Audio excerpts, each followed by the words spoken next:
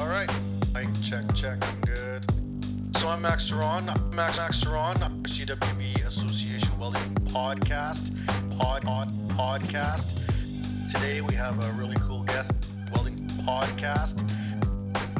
The show is about to begin.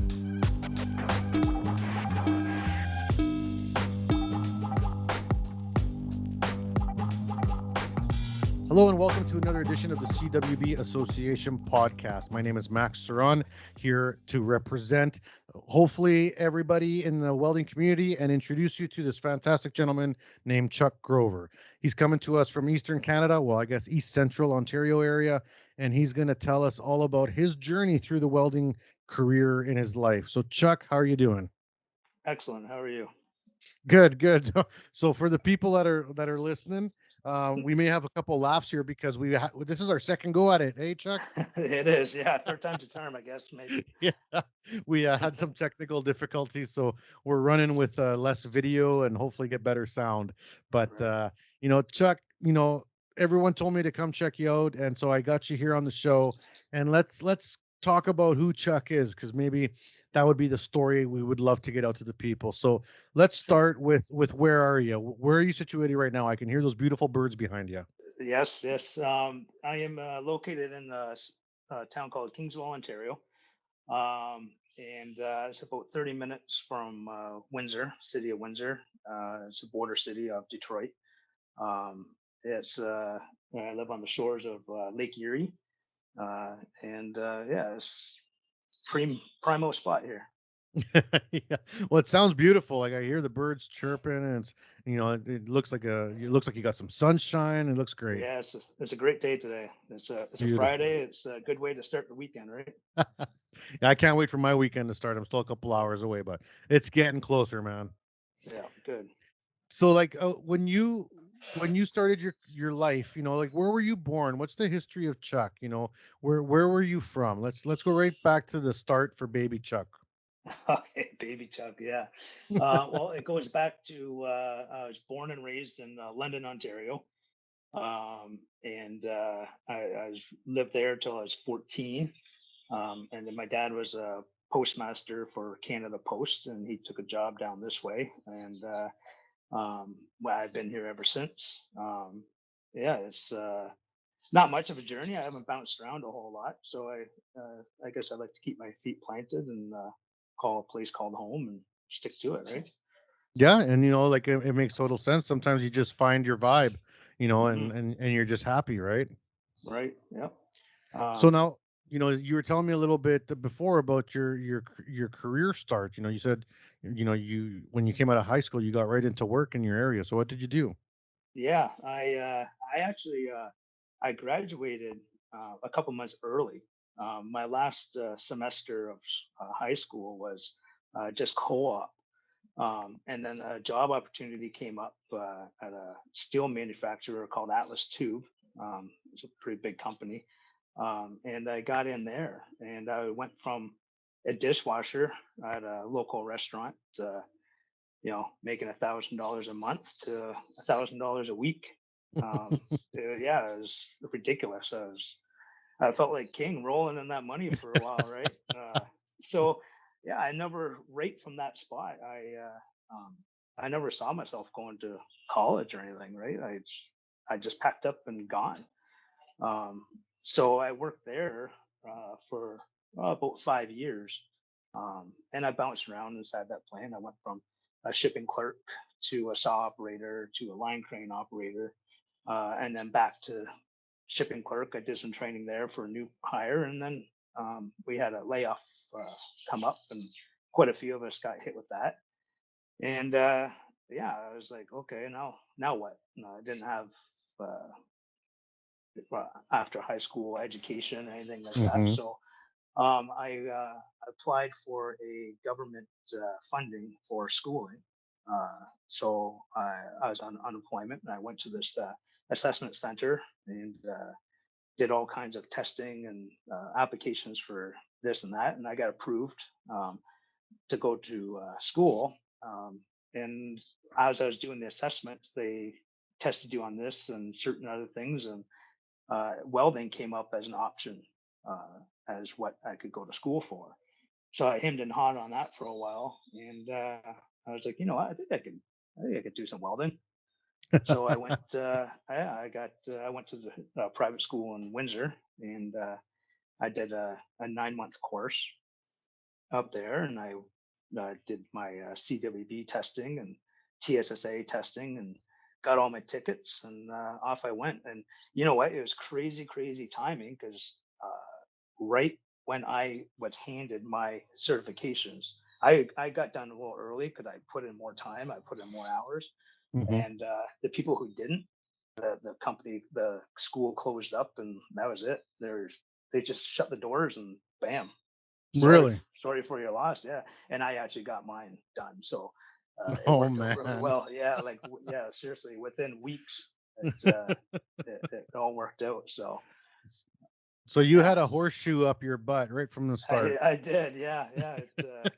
Yeah, looking back now, yeah, it was a pretty big horseshoe. So, like I love hearing like kind of the process because like you're in high school, you're saying, you didn't really know what you want to do through high school. You Yeah, come out, there's a big plant in your area that's hiring, which is how many people get started, myself included. You just go work for the local company yeah, and when during this whole process, especially in a steel plant, you see welders. There's probably a machining center there mhm, too. Probably a few, a little bit of everything that has to do with steel trades. Honestly, yeah. did you see yourself in any of those trades, or were you just like, I'm just here to make a buck and I'm just here to work? You I hadn't really thought about that. Yeah, I didn't really think about it. I was just there making the money, and I never thought 10 years down the road. I was 19, right? Hmm. I Yeah. didn't really have that thought on my brain on where do I see myself in 10 years from now.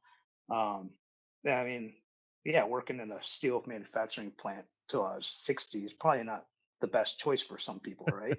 Um, so, I mean, looking back now, it was a blessing in disguise, that layoff happened, and it got me to where I am now. Um, Yeah, and you know uh, what? I worked in a steel mill for almost 10 years doing maintenance. That's a tough gig. It's not mm, easy work, a steel mill. no, It's long hours, it's dark, it's yeah, dirty, it's wet, it's greasy, yeah, it's hard work. it is hard work. Yeah, it's hot in the summer. Mhm. And like in winter, you got the doors wide open because it's still too hot. Yeah. Oh yeah. Yeah. I So actually have. then, tell me about your course because I'm curious. This 9 month course that you took. How did Mhm, you feel about going into that? Because you're in your 20s now. yeah, Oh, god dang it! Can you hear me? I can hear you. Oh, weird. It says okay, good. We can keep going. It paused out for a second there on my Oh, end. All nice. right, okay. So you're working at or you're going to school. How was that school like? What was the course like? Was it a big group, a big class, or small? Did you like it? How did that play out? Yeah, it was a small school. There was probably maybe a dozen booths, welding booths, and then like a cafeteria room that we did our in class stuff in. Hmm. But it was more of burning rods than it was in class, which I was okay with. I'd Hmm. rather be the hands-on guy than the technical person. Um, so it was just go, go, go. I'd show up in the morning, I'd put in my time, and I'd leave. Um, it was every day, 5 days a week. Um, and yeah, I put in my hours, which got me Hmm. out early, right? Um, it Yeah, we were running line burners. We'd make our own test plates and just practice, practice, practice. And then we do TIG welding, we do stick welding, we do the MIG welding, Hmm.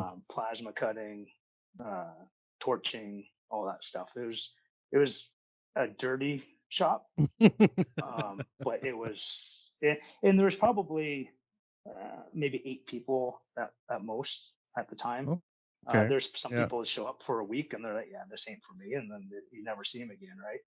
Yeah. Yeah,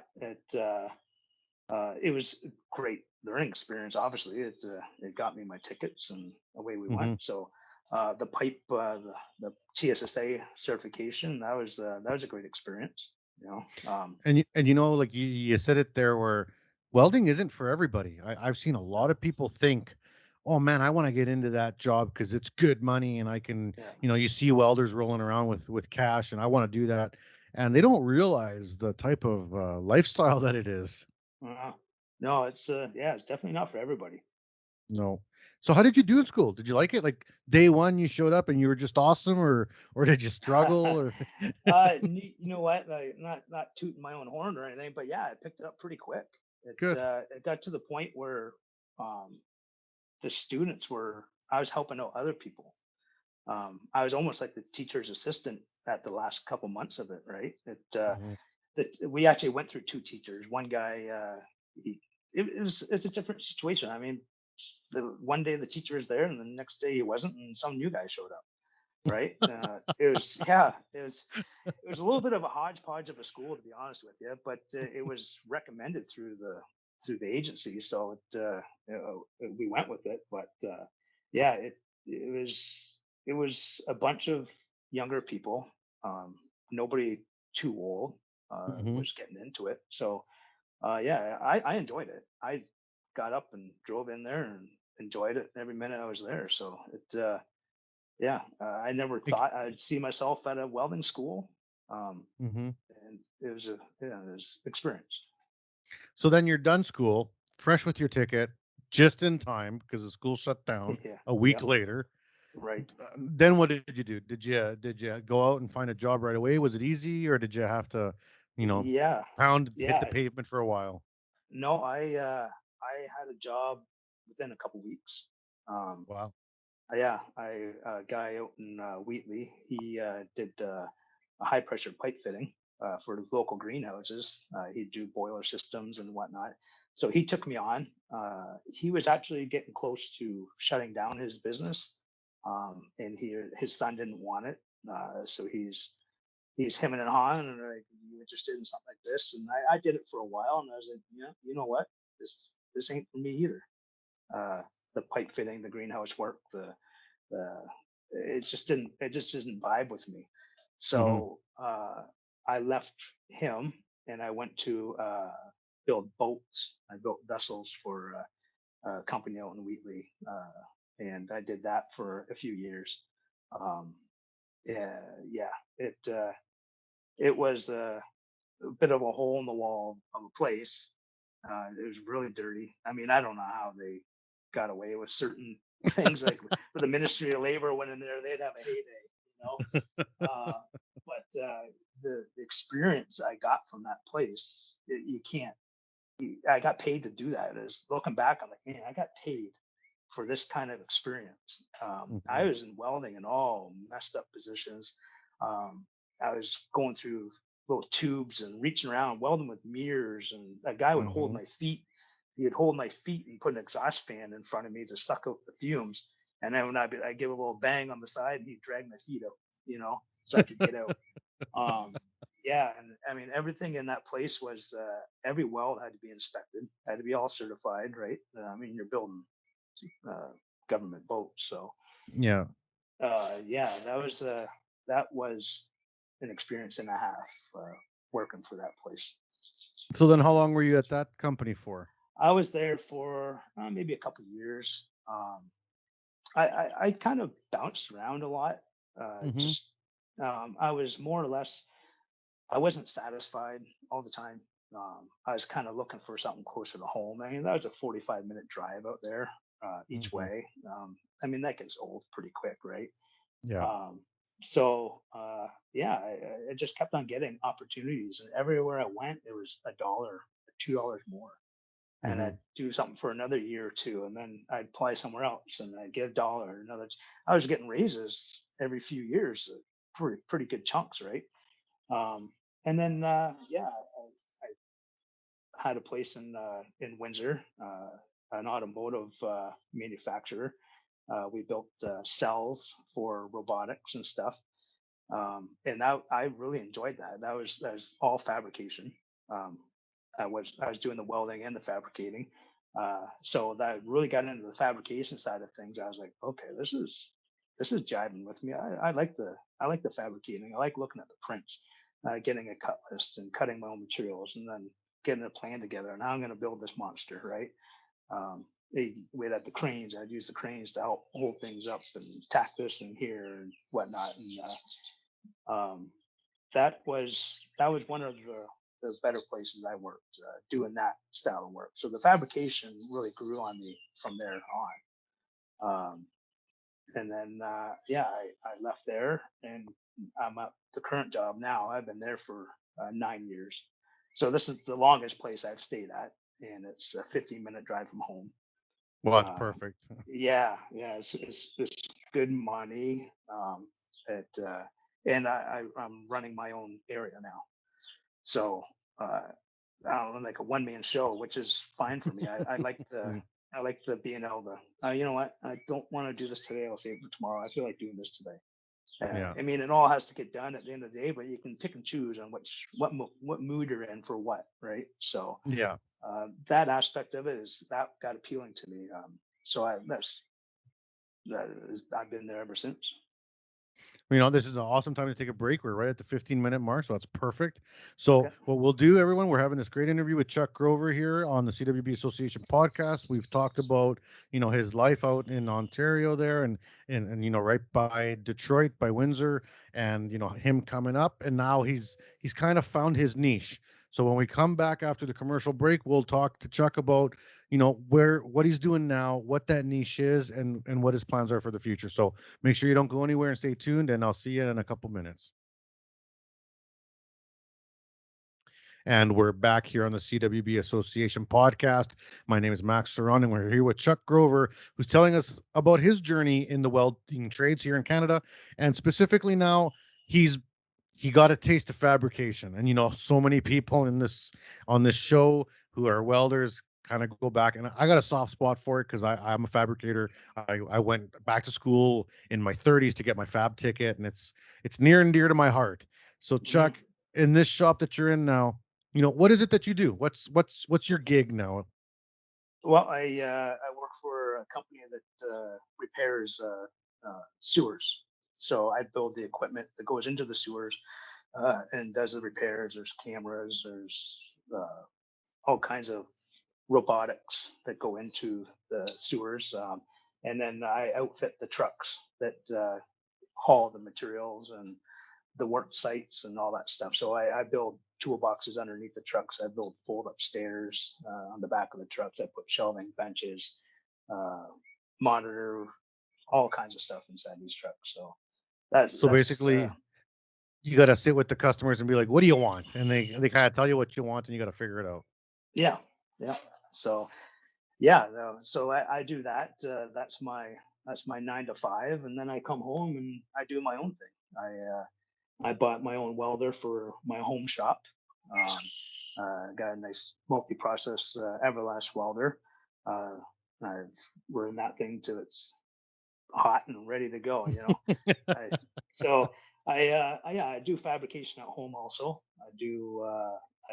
I'm on Instagram and people find me on that, and I getting I'm picking up some work from just that small social media side of things. Um, and my true passion is the art. I love creating metal art. That's I come home from work and that's where I dabble into. I'm a scrap bin junker. I go in there and I'm like, man, look at this. Little sprockets and gears and whatever. I'm like, this is gold for me, And I put it in a bucket and I bring it home. And one day I just pick through it and I'm like, I'm gonna make something with this. So that blows my mind, and everyone always laughs at me on the show and people that I run into in the world because I'm not very good at art. I'm not an artistically minded person, I guess. And so like I really struggle with that when people are like, "Can you make me something that's kind of artsy?" I have to be like, "Well, draw it for me and Yes. and Yeah. then and then I'll copy it in steel." I Right. can do that, Right. right? Cuz Yeah. I know how to work the metal, but I don't know how to just come up with it, right? Mhm. So were you always artistic like since you were little? Was this something that you always had in you? Or did you just kind of find Yes. this? No, I mean, as a kid growing up, you don't see these things. As an adult looking back, you do. Yeah, I was a good hand drawer. I could draw things. Yeah, I could look out the window and see a tree with something and I could copy it, right? And make it look good. So hand sketching drawings, I grew up doing that. In the fabrication side, looking back, I was a mean fort builder. You know, when me and my friends we built forts, and and we just get our hands dirty and that stuff. Yeah, so the art side, the creative side, yeah, I've had that. I've had that for a long time, and it wasn't until I dabbled in the metal side of things that I realized, okay, I got potential here for to do something else in my life, right? So yeah, creating stuff with metal is taking something that once was scrap and turning it into something, like my bio says on the page there. um, you know if you can see it in your mind, you can hold it in your hands, right? I that rings so true with me. Like, I'm looking at some of the stuff you guys got that you got online. So for the people that are listening, it's iweld77 on Instagram.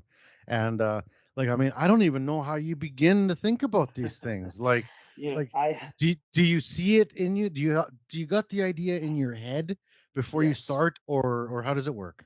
yes, most of the time, yes. I'm looking at my bench right now, and I probably have 8 items ready to be finished. Some of them have been here for about a year, maybe longer, and I just have the idea and I need to get it out, right? I need to before I lose it. Like I have that vision and I get going, and I'm like, okay, I'm not ready to finish this yet, and I put it off to the side. Other things, I'm like, okay, I got to finish this. I got to keep going with it, right? Yeah, a lot of the times it is. I can see it. And I'm like, oh man, that'd be a great idea to do this with this, right? And then times I get going on it and I completely switch. Like it doesn't. This is like, okay, I'm turning It's this not into working. something else. Yeah, it's Yeah. like it's not what I thought it was going to be, and it turned into something else. And then the end result is like, well, that turned out pretty good, anyways. So yeah, it's the creativity is what drives me. So if you're looking at my page, you'll see a bunch of art stuff, and I got most of it's at home here in my house, and my wife's like, okay, we can't keep all this stuff, right? Um, so yeah, so I'm building up an Etsy page, and I'm gonna start selling things and taking custom requests, right? Actually, I have sold a few. There's a couple Wallies on there that I built a Wally as a robot challenge on Instagram, Hmm. and I had it for a few weeks, and I was like, I really don't need this. So I put it out there, got my feelers out, and said, I'm going to put this up for sale. And a great guy from California is like, what, I want it. I'm like, you seriously? He goes, yeah. I'm like, perfect. So I shipped it out to him, and he has it ever since. And it's like his little shop mascot, right? He puts a little welding mask on him and a little TIG torch in his hand, and he has him up there, and he goes, "This is my great little sidekick, right?" And then another guy approached me from Miami. He said, my wife loves Wally. Can you make another one?" I'm like, "I will, but I won't do it the exact same. I like to have things a little bit different, right?" So Hmm. I Well, built it one for looks like him. you're using lots of different types of scrap and pieces. So Mhm. no two things will ever be the same, will they? No, no, nothing. Nothing I do will really be 100% duplicated. It's definitely a one of a kind pieces, Hmm. which I find unique, right? I Yeah. don't want to do the same thing over and over and over. I mean, if I wanted to do that, I'd go into production, right? I don't. Yeah. So So yeah. do you see this as potentially like a career? Like, like if this takes off on you, are you willing to follow this, or is this going to be kind of always just like on the side or a supplement? No, this is my goal. I do have a dream of being able to quit my 9 to 5 and be home in my home shop and uh, do the art side plus custom fabrication, Hmm. right? You Yeah, because can't. you got some decks on here, you got some Yeah, ramps on it's here. hard to You right? just. I find it hard just to be in one niche, right? It's nice to have a few other things. Like if the art's not hot right now, then the fabrication side will help pick up for things, right? So Hmm. yeah, no, I definitely this is a long term thing for me. So then in your home shop, It looks like you've had to invest quite a bit. It looks like you got a Hydmex saw in there. Looks like you got Mhm. your Everlast welder. Now, as you're building these things, how do you know which process to use? I see MIG, I see stick, I see TIG. Man, Mhm. I see everything. Mhm. Yeah, MIG is quick and easy. I mean, Mhm, everybody in the welding industry knows MIG. You can it's a one hander, right? You can hold something with one hand, you can tack it with the other. mhm. But then you get the splatter on things, and if you don't want to spray it down or certain stuff, so I do like the TIG. It's clean. It's less smoky. But again, in the art side of things, you have to you need both your hands, right? So Mhm. to TIG weld. So sometimes in the art side, it's not always TIG. I got to switch it up. I feel like you know MIG may be more acceptable for this process. So Yeah. And it all varies. I see you use MIG lots for texture. Yep. Oh, for sure. Um, yeah, I've made a log uh, with MIG, and you just run it run it down the log and grind it a little bit, and it just almost looks a little natural, right? Um, Mhm. like on Instagram, there's so many amazing artists out there that I just get inspired by seeing other people's work on there. Um, and you know, I'm not I don't like to copy other people's work, but at the same time, you see something and like, man, that's really cool. But I think I might try that, but do it this way instead, right? Mhm. So yeah, there's so much inspiration out there. It's it's crazy, and some of these guys are just unreal. Like they just make things look so realistic. I'm like, man, that's metal. You know what I mean? Like it's like, man, like then and it gives you a level to reach to, right? Like it's like, man, I want to be there one day. Well, literally everything I see that has to do with art, I'm like, wow. Yeah. Because like I mean, I even when I'm people like I do a lot of custom work out of my shop for people, but most of what I do from with my clients is pretty, commercial, right? Like I do a lot of commercial building and a lot of work for restaurants and stuff like that, Mhm. which you can do a little bit of artistic, flair to when you're building stuff for bars because they all got their own vibe. But at the end of the day, it's still pretty functional, right? Sure. Like you're building like just straight up like you envisioned like this thing and it just like pops out of your shop, Yes. and that Yeah. and that that's mind blowing to me. And everyone like you, all I've had many artists on the show. I'm always just blown away at how easy it is for you guys. You're just like, oh yeah, and then I had this idea, and then look at there it is, Yeah. And Yeah. I don't even know where I would start. Well, I guess we make it sound easier than what it really is.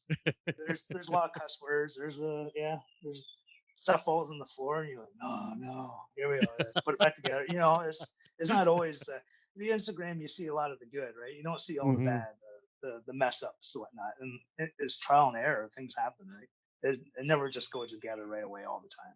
So so Okay, so which is the great spot because the yeah. doing the metal art and being creative helps me with my day job too because what I do during the day is never really the same thing over and over. It's um, we would need this to do this and fit it in here, Hmm. So I was like, okay, and you just make it work. So being creative and being in the fabrication industry it helps. Um, it helps for sure. So now I got some questions for you about your Instagram specifically. There's a lot of people out there that, and we talk about it on the show all the time, how networking has changed. I'm 45. When I was in my 20s, networking meant going out and meeting people and showing people with my hands what I was doing. Or, I would have to take my piece of art from my house and take it to like an event, put it on a table, and people would look at it. Right. And all the old farts like me I hear them complaining. They're like, "Oh, networking is dead. Networking is gone." And I was like, I don't believe it. Networking has just changed. Right. And it's things like Instagram that now are the new networks where now this is how people communicate. This is how people talk and support each other. Mhm. How did you get into the social media side of this? How did you figure that out and get yourself involved with that? Yeah, I was so anti social media. Like my wife's on Facebook. A lot of my friends are on Facebook. I never got into Facebook.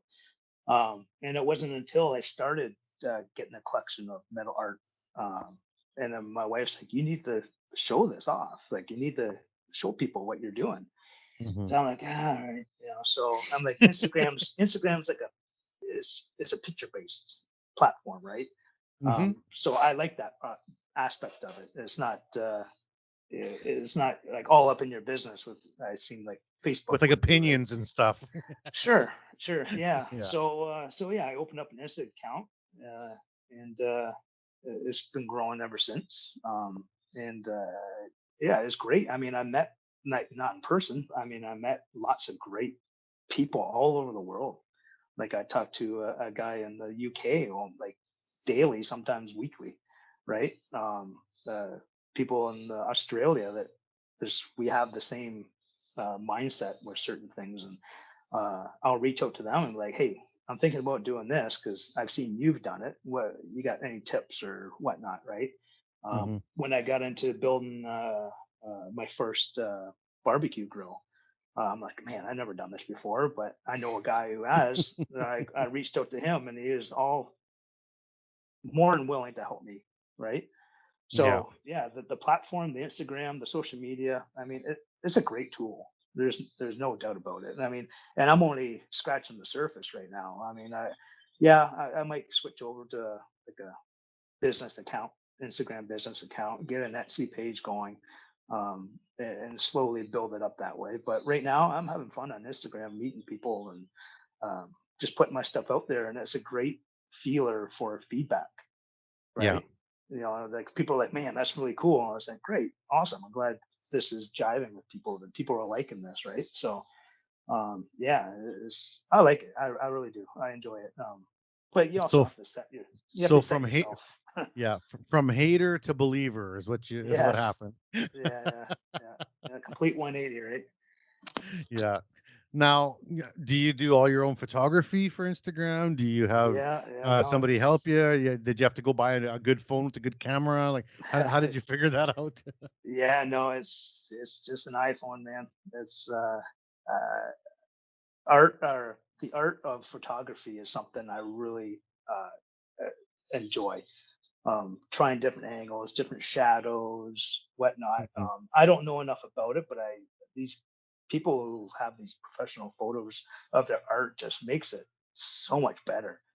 And Mhm. like I mean, I look at my stuff right now. I'm like, if I could just get a picture of this the way I see it through my eyes right here, it'd be so much better than putting it on a phone and then putting it out in the interwebs. So yeah, the photography side is something I'd like to up my game in. Get a little better with that. I'm a sucker for a good picture, man. It was funny. I was hanging out with Kevin Raw, he follows you and he's a pretty big Yeah, no, influencer. I talked to Kevin quite a bit actually. Yeah, and so he's a real good guy. He's a good buddy of mine. Lives in my area, so we get together fairly often. And he was doing some welds, and I was like, "Man, I gotta get some pictures of this." And he's like, "Yeah, okay, take some pictures." So he hands me his phone, and I turn the phone sideways to take a picture because I've always been told to turn it sideways so you get a better, wide angle shot. And Sure. he's like, "No, stupid, it's for Instagram. Like you Yeah, gotta hold it this way so you get the yeah, right shape for Instagram." And I was like, sure. "Oh, see, Yeah. I'm learning too." Yeah, no, I've been burnt on the pictures where it doesn't the fit doesn't square up properly. You Mhm. know what I mean? It's like, man, how do I edit this to get this? And it's like, yes, yeah, it's not always super easy, but yeah, we make it work.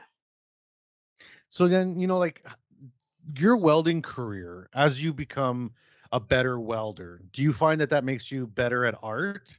Because you already said that the art kind of makes you better at work, but Mhm. does work make you better at art the other way? Oh, for sure. When you do something all day long, um, every day, you just naturally progress, right?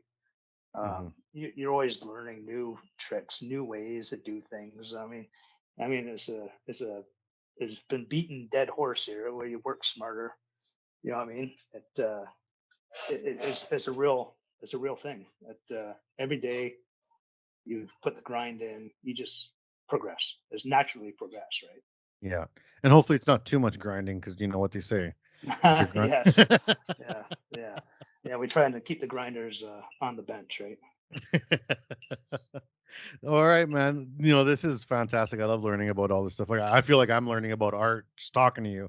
Like, I mean, I draw a stick man, and I feel pretty good about that. So, So there's nothing wrong with that. so now going forward, like I don't think I know you're younger than me. You got to be what, late 30s, early 40s, somewhere in there. I'll be 44. 44. All right. So now you're looking at, this art kind of maybe taking over and being maybe the full time. And, where do you see your career going? Do you want to still do commercial stuff kind of always? Or, are you just willing to take on whatever comes in the door? I'm willing at this point in my life to take on whatever comes in the door. Um, yeah, when sooner or later I'm going to outgrow this building here and expand, get something a little bit bigger, and I can get more uh, versatile equipment. I can, yeah, I'll be open to more options, right? Hmm. So yeah, the art will always be with me. The fabrication side will always be with me, and you know, to pick and choose what comes in the door. Of course, I'm not going to take on jobs that I'm not comfortable with or over my head or capabilities. But if it is, then maybe I can reach out to some people and partner up and be like, hey, I know you can do this. I can do this, and Hmm. we'll get something going, right? I've So actually seen a lot of that happen with Instagram, is just people connecting through Instagram to work on jobs together. And I was like, wow, that's just amazing. That's such a good use of this tool. absolutely, yeah. Yeah. Unfortunately, I don't know anybody close by me Well, I um, was about to that, say that, because it that sounds like does you're what I kind of do. in a rural area. Yeah. Yeah, yeah. Unfortunately, yeah. I mean, I really don't know anybody that does what I do locally um, near me to partner up with. I mean, which is fine. Yeah. That's good and bad, I guess, right? Yeah, yeah, for sure. So, like, I mean, I was just thinking about that as you were talking. It's like, this must be tough, like a tougher decision for you to make, being in a more remote area. So, like, for example, if you're in a city, you have way more access to work, so then maybe you could take a little bit more risks, because you know what, if you fall on your face, you can just go get another job, right? Right. Like, because there's going to be lots of work around you. There's a little bit more added risk being in a more isolated area, because, like you said, there's kind of no one else around you doing what you do. So if you screw it up, what do you do? Right. Right. Yeah. No, it's being in the rural, like the small town, is great. It has, I think, it has more pros than cons. Yeah. You need something. The city's only a 30-minute drive, right? So Hmm. um, it's not like we're like in the middle, Super far. absolutely Yeah. nowhere. Yeah, exactly. So things are within a reach. Good. Yeah. Now, is that a kid I hear behind you, Uh, or yeah, is that a probably. cat? Not mine. None of my kids are home right now, so yeah. So, like, now going, as you're developing this, are you looking to mentor people? Because I mean, I'm always curious about how this knowledge gets handed off. Like, you've figured out a lot of stuff in your life as an artist, as a fabricator, and it sounds like you figured out a lot of it kind of on your own, which is, hard. you know would you take on an apprentice? Would you bring do you help people out? I'm curious how your connection is with your community as a welder. Yeah, absolutely.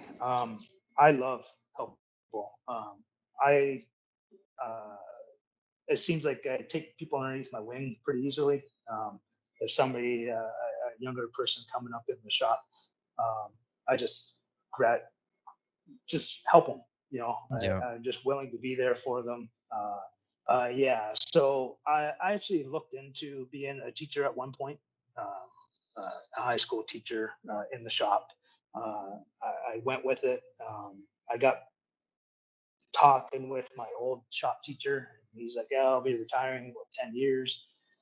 And yeah, it just at the time it wasn't just a welding teacher. You had to be a machine shop teacher, or you had to be a wood shop teacher and a welding teacher. So at that point, it just wasn't feasible for me to get into that field. But yeah, I mean, if I expand into my shop and I have more room. And if I know of somebody is like, hey, I really want to learn how to weld, I'd be like, yeah, come on then. We'll we'll get you figured out, right? But for sure, I enjoy uh, sharing what I've learned to other people. Um, but yeah, a lot of what I have done so far has been self-taught. Self-taught, So yeah. yeah. Well, I taught for 6 years, and I loved it. And if I wouldn't have been given this opportunity to work for CWB in my role, I'd still be teaching. It was a very satisfying Hmm. uh, gig. Like it felt good to teach what you know, especially when you've had kind of an odd career. Like I kind of bounced around. I did lots of weird things, and so that teaches you some different angles that maybe other people wouldn't normally run into. Yeah, absolutely. Yeah. No, I definitely love helping other people out, All right. especially in this trade. Yeah. So, this has been a fantastic interview, Chuck. It's been super great. I love what you're doing. I think it's fantastic. The stuff you got online, I don't even know how. Like I'm not even going to pretend to know how. So I'm just going to appreciate it and tell people to Yeah. go to your website and check it out Well, and thank you. support you and what you're doing. And as a final question to wrap things up, I'd like to ask you, if you were to meet someone young, perhaps coming out of high school, not sure what they're doing, and you wanted to give them a piece of advice in terms of your career path and how you've had success, what advice would you give a young person right now getting out into the field and into the industry?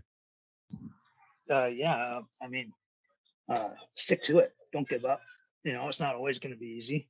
Um, it's not always going to be fun. But just follow your gut, right? Hmm. Don't get bullied. Don't let people tell you you can't do it. There's going to be those people in the shop, right? That Hmm. you're not always going to get along with, and you know, don't let the floor be your ceiling, right?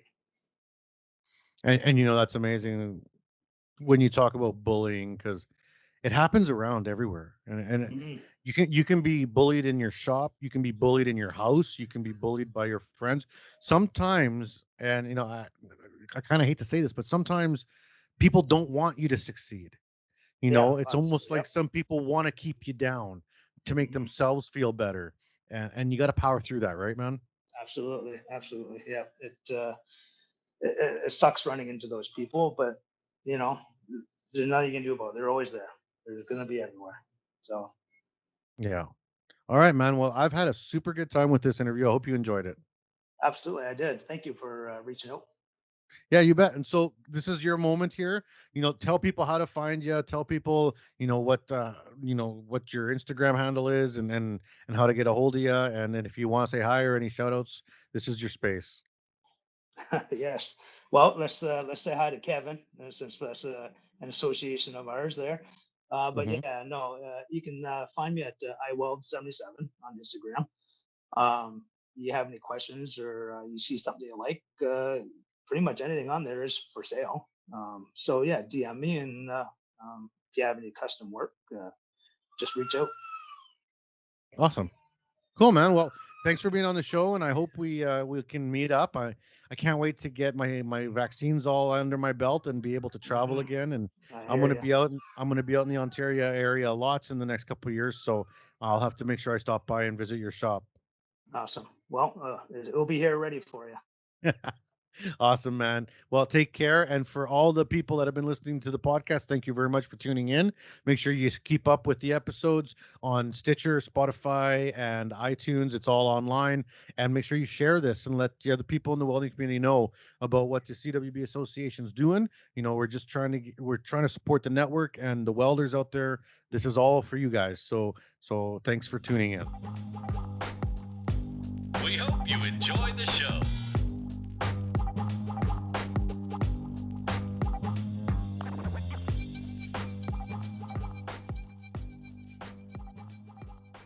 You've been listening to the CWB Association Welding Podcast with Max Ceron. If you enjoyed what you heard today, rate our podcast and visit us at cwbassociation.org to learn more. Feel free to contact us if you have any questions or suggestions on what you'd like to learn about in the future. Produced by the CWB Group and presented by Max Ceron. This podcast serves to educate and connect the welding community. Please subscribe, and thank you for listening.